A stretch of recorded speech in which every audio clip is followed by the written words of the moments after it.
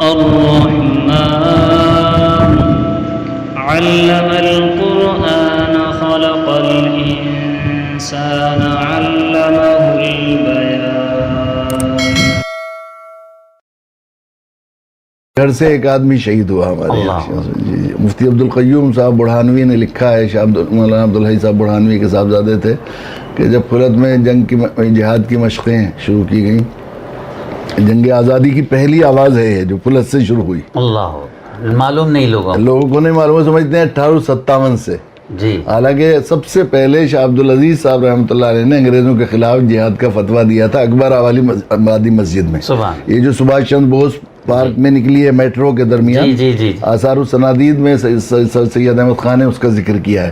تو انگریزوں نے اسے زمین میں دھسوا دیا تھا غصے کی وجہ سے. جس مسجد میں فتویٰ دیا گیا تھا بجائے اسے شہید کرنے کے، اس مسجد میں نیچے دھسوا دیا تھا اس کو، انجینئرز کو بلا کر ہو کر کے، اور شاہ صاحب کے ہاتھ پہنچے نکلوا دیے تھے کہ اس ہاتھ سے فتویٰ دیا. اتنا ظلم کیا تھا.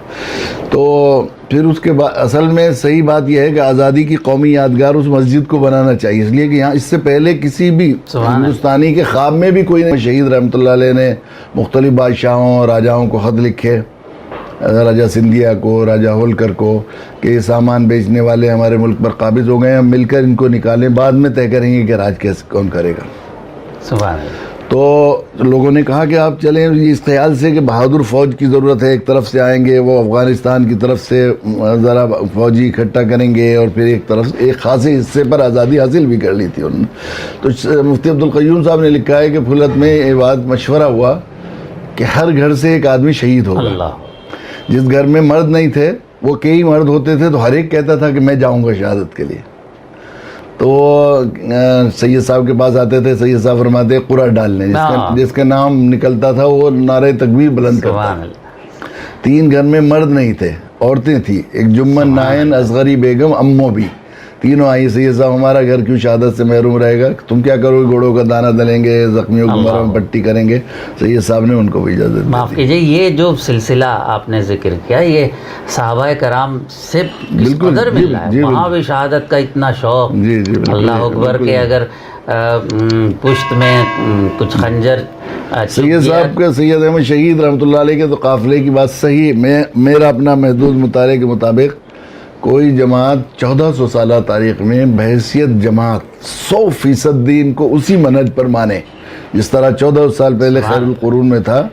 صحابہ کے بعد کوئی ایسی جماعت نہیں ملتی. سید احمد شہید رحمۃ اللہ علیہ بعض واقعات جنگ کے یعنی ایسے ہیں کہ وہ بالکل ایسا لگتا ہے کہ اگر نام نہ بتائیں تو سید صحابی کی وہ لگے گا کہ صحابہ کی بات.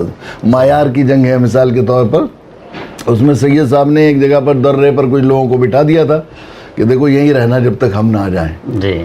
اور وہ مولانا اسماعیل شہید نے توپ خانے پر قبضہ کر لیا اور فتح ہو گئی، مال غنیمت اکٹھا کر لیا گیا. بیٹھے ہوئے تھے، 1 دن ہو گیا، تو انہوں نے کہا بھائی جنگ ختم ہوئے 2 دن، دوسرا دن ہو گیا ہے. تو ساتھیوں نے کہا کہ ہمارے پاس نظیر ہے عہد کی، یہاں سے نہ ہٹو. سید صاحب نے کہا تھا جب تک. تو وہ وہاں سے کہے تو 2 دن ہو گئے، وہ ہٹائے، اور پھر وہ جو ہے وہاں ایک پٹھان نے ذرا بتا دیا راجہ سنگھ کے اس کو، اور وہ انگریزوں نے شپون مارا، اور وہی بالکل اسی طرح. تو مشہور ہو گیا سید صاحب شہید ہو گئے.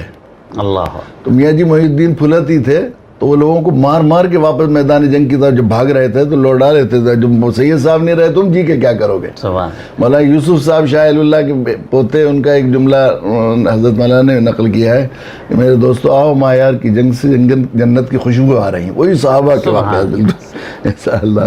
وہ پھلت گاندھی جی 1929 میں ہمارے یہاں آئے، پھلت میں مدرسے کا معائنہ کیا، مٹی کو ماتھے پر لگایا انہوں نے اور کہا کہ میں اس مٹی کو سلام کرتا ہوں جس نے دیش کو جنگ آزادی کی راہ دکھائی.